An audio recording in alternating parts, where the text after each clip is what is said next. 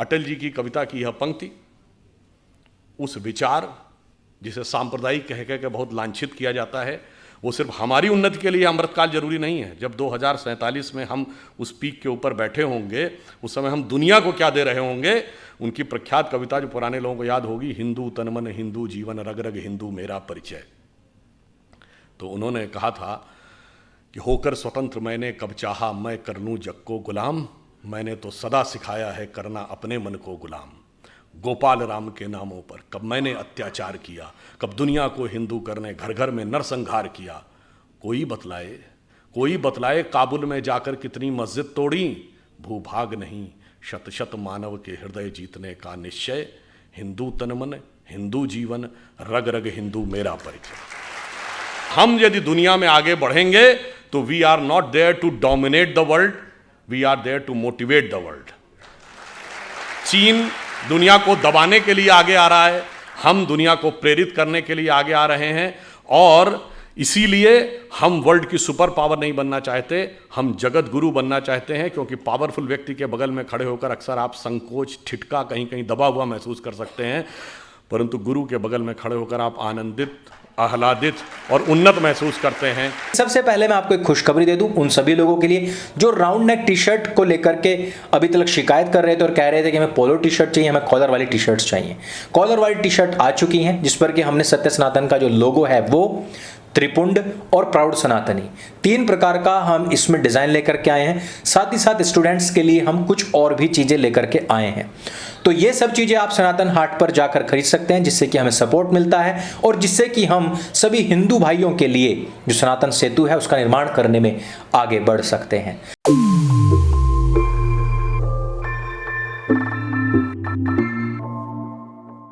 मैं बिल्कुल ईमानदारी से कहता हूं, नेहरू जी प्रधानमंत्री बने, उन्होंने कई अच्छे कार्य भी किए। IITs बनी, एम्स बना, राउरकेला बोकारो के स्टील प्लांट्स बने, भाखड़ा नंगल डैम बना, मगर कुछ ऐसे काम भी किए।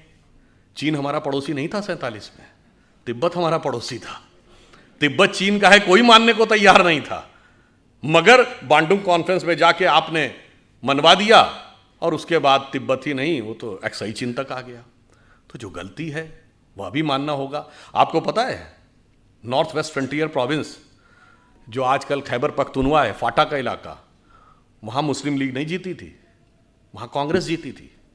खान अब्दुल गफ्फार खान मिलना ही नहीं चाहते थे पाकिस्तान से, और उस समय यह स्टैंड लिया गया कि कोई लैंड रूट नहीं तो हम कैसे जुड़ जाएं। ईस्ट और वेस्ट पाकिस्तान 2000 किलोमीटर दूर होकर एक देश हो सकते थे, हम वो नॉर्थ वेस्ट फ्रंटियर प्रोविंस हमारा हिस्सा नहीं हो सकता था। और जब हमने मना कर दिया तो खान अब्दुल गफ्फार खान का यह स्टेटमेंट है कि आपने हमको भेड़ियों के हाथों में छोड़ दिया है।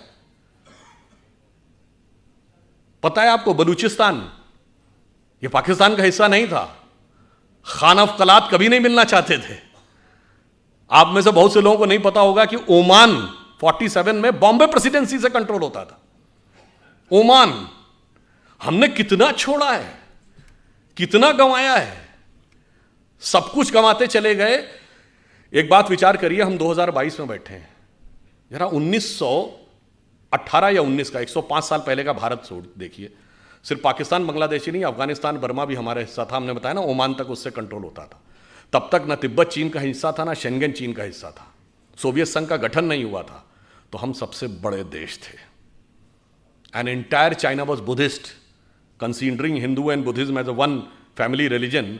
We were the biggest religion on earth and we were the biggest country on earth. और आज जो हालात हुए, अगर मजबूत सरकार नहीं रही तो 2047 तक जो हालात हैं, कश्मीर वैली में क्या होगा, क्वेश्चन मार्क। नॉर्थ ईस्ट में क्या होगा, क्वेश्चन मार्क। केरल और पश्चिमी उत्तर प्रदेश के कुछ इलाके और बंगाल के, बांग्लादेश से जुड़े इलाकों में क्या होगा, क्वेश्चन मार्क। नक्सल प्रभावी इलाकों में, छत्तीसगढ़ में, झारखंड में, उड़ीसा के इंटीरियर इलाकों में क्या होगा, क्वेश्चन मार्क। यानी खतरा यह है कि मजबूत सरकार ना हो तो आज़ादी के 100 साल बाद हो सकता है हम अपने उस ओरिजिनल इलाके के आधे रह जाएं। इन सब चुनौतियों को समझना है और उसके अनुसार हमें यह संघर्ष करना है कि स्वतंत्रता को हमें सार्थक करना है। उसके लिए हमें इन सारे जितने भी प्रकार की चीज़ें हैं उससे चौकन्ना रहना है।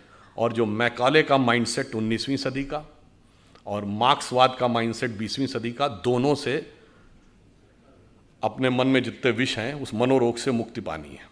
और जो अभी कहा गया था कि 21वीं सदी हमारी होगी, तो मैं बताना चाहता हूं कि 1 जनवरी 1901 को जब इस देश में सूरज उगा तो पूरे देश में किसकी सरकार थी? अंग्रेज़ की। 1 जनवरी 1951 को पूरे देश में किसकी सरकार थी? कांग्रेस की।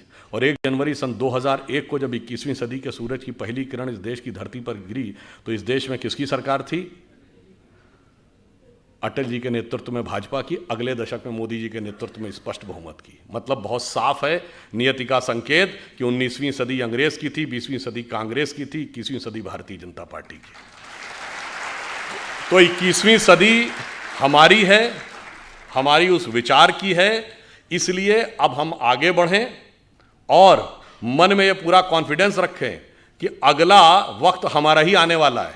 और ये सिर्फ देश के अंदर नहीं, बस एक पंक्ति कहकर बात समाप्त करता हूं। देखिए, दुनिया का आप पूरा देख लीजिए। एक दौर में 2500 साल पहले हम दुनिया के पावर सेंटर थे, economic, intellectual and military power centre.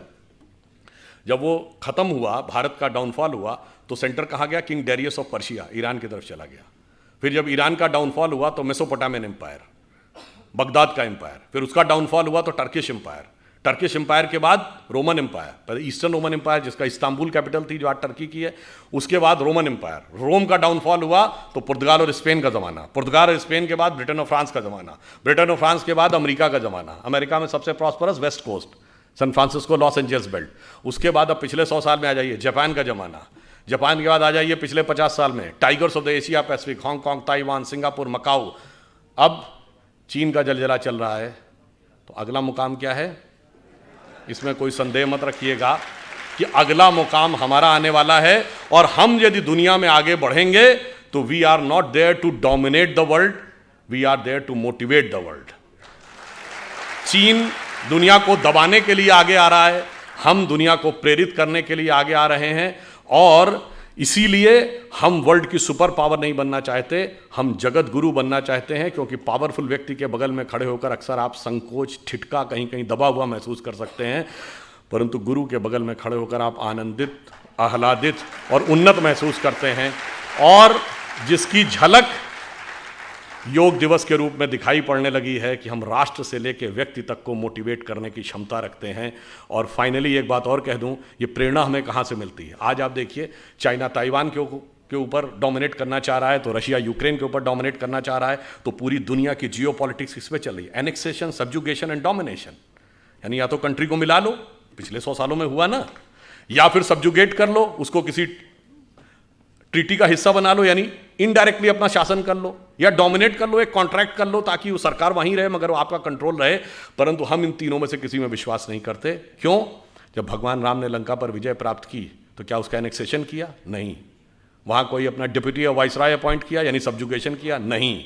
वहां से कोई कॉन्ट्रैक्ट साइन कराया, यानी डोमिनेशन किया? नहीं।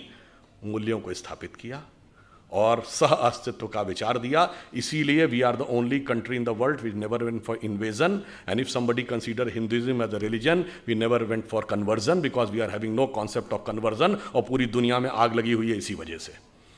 इसलिए अगर 21वीं सदी में विश्व का उदय होना है तो वो सिर्फ हम ही दे सकते हैं, और हमारे अंदर ही वो क्षमता है। अटल जी की कविता की यह पंक्ति, उस विचार जिसे सांप्रदायिक कह के बहुत लांछित किया जाता है, वो सिर्फ हमारी उन्नति के लिए अमृतकाल जरूरी नहीं है। जब 2047 में हम उस पीक के ऊपर बैठे होंगे, उस समय हम दुनिया को क्या दे रहे होंगे? उनकी प्रख्यात कविता जो पुराने लोगों को याद होगी, हिंदू तन मन हिंदू जीवन, रग रग हिंदू मेरा परिचय। तो उन्होंने कहा था कि होकर स्वतंत्र मैंने कब चाहा मैं कर लूं जग को गुलाम, मैंने तो सदा सिखाया है करना अपने मन को गुलाम। गोपाल राम के नामों पर कब मैंने अत्याचार किया, कब दुनिया को हिंदू करने घर घर में नरसंहार किया। कोई बतलाए काबुल में जाकर कितनी मस्जिद तोड़ी, भूभाग नहीं शत शत मानव के हृदय जीतने का निश्चय। हिंदू तन मन हिंदू जीवन, रग रग हिंदू मेरा परिचय। और फाइनली एक कॉन्सेप्ट अपने दिमाग से पूरी तरह निकालना पड़ेगा। ये जो हमसे कहा गया ना, हम वो देश थे जो आके सेटिल होते गए तो लोग बचते चले गए। सरजमीने हिंद पर अक़वाम आलम के फिराक, काफिले बसते गए हिंदोस्तां बनता गया। ये हम सराय नहीं थे कि आके सेटल होते गए, हम वो थे जहां ज्ञान का पहला उदय हुआ और पूरे विश्व को हमने संदेश दिया। इसलिए हमारा राष्ट्रवाद क्या है? हिमालय के आंगन में प्रथम उसे किरणों का दे उपहार, उषा ने हंस अभिनंदन किया और पहनाया हीरक हार। जगे हम लगे जगाने विश्व लोक में फिर फैला आलोक, व्योम तम पुंज हुआ तब नष्ट, निखिल संस्कृति हो उठी अशोक। तो संपूर्ण संसार को शोक से विरत करके उसे सुख के मार्ग पर प्रेरित करने की सामर्थ्य हमारी है। इसके लिए आप प्रण करें, कमर कसें, स्वतंत्रता को सार्थक करने कमर कसें, बलिदान करें, जो पाया उसमें खो न जाएं, जो खोया उसका ध्यान करें। सत्य सनातन आपका अपना प्लेटफॉर्म है, इसको स्वयं भी सब्सक्राइब करें, अपने मित्रों से भी कराएं।